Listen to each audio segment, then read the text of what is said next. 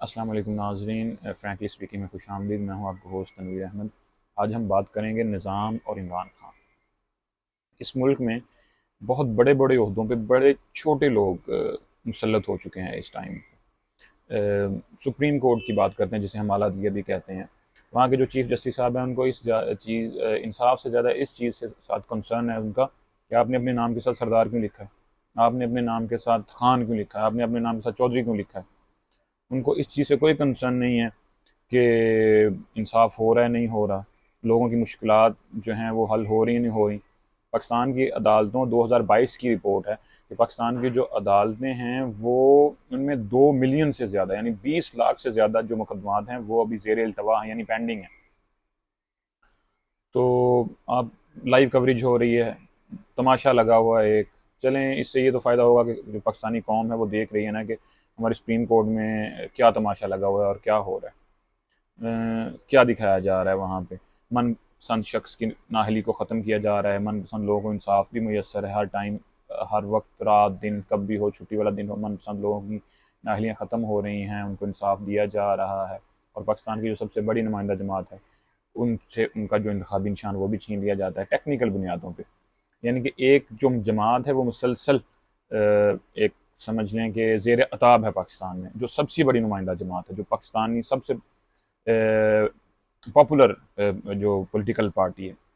ابھی ایک ہمارے صحافی ہیں، وہ ایک پاکستان کے ایک مقتدر ادارے کے سربراہ سے مل کے آئے ہیں اور ملاقات کا احوال کچھ یوں بتاتے ہیں کہ وہاں پہ کہا جا رہا تھا جی میں جب گھر پہ آتا تھا، ان کی جانب سے کہا گیا کہ جب میں گھر پہ آتا تھا تو ایک کمرے سے ایک عمران کی آواز آ رہی ہوتی، دوسرے کمرے سے دوسرے عمران کی آواز آ رہی ہوتی، تو میں نے فیصلہ کیا کہ ان کو چپ کرایا جائے، بجائے اس کے کہ ان کو سنا جائے، ان کے کنسرن کو سنا جائے، ان کو چپ کروایا جائے۔ یہ وہ مینٹیلٹی ہے، یہ وہ سوچ ہے جو وہاں پہ پائی جاتی ہے۔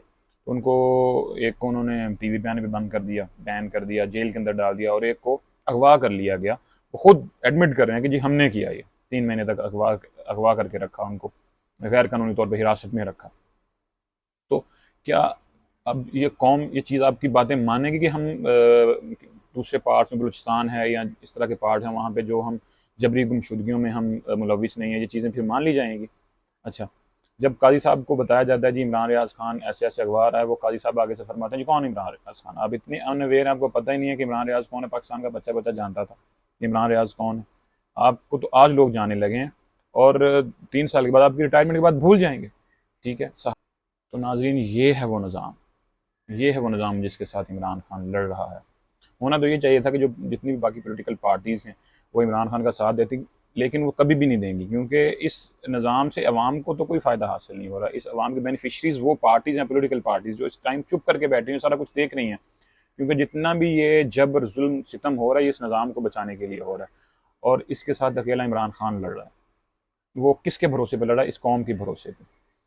تو یہ نظام آج کپڑے اتار کر آپ کے سامنے ناچ رہا ہے، پورے پاکستانیوں کے سامنے ناچ رہا ہے۔ اب پاکستانیوں کو یہ پتہ چل چکا ہے کہ اس نظام کا فائدہ ہمیں نہیں ہے، اس نظام کا فائدہ اس کے بینیفیشریز کوئی اور ہیں۔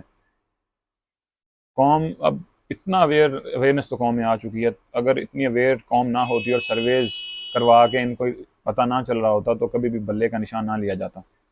تو میں پھر ایک بات کرتا ہوں، پاکستان میں جو نام نہاد انسانی حقوقی تنظیمیں ہیں، میں کہتا ہوں کہ پچھلے 2 سال میں جتنا ظلم جبر ستم پاکستانیوں پہ ہوا ہے، یا آپ سمجھ لیں کہ ایک پولیٹیکل پارٹیز کے ساتھ جو وابستہ لوگوں کے ساتھ ہوا ہے، کسی کے کان پہ جوں تک نہیں رینگی۔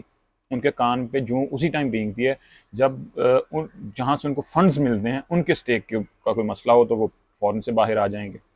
تو یہ سب چیزیں اب کھل کے عوام کے سامنے آ گئی ہیں۔ عمران خان نے اپنا کام جو کرنا تھا وہ کر دیا، اس نظام کو اپنی اس قوم کے سامنے ننگا کر کے ہے، اس نے اپنے حصے کا پورا کام کر دیا ہے۔ اب یہ نظام اگر کپڑے پہن بھی لیتا ہے تو پھر بھی وہ اس قوم کے سامنے ننگا رہے گا ہمیشہ۔ اللہ حافظ۔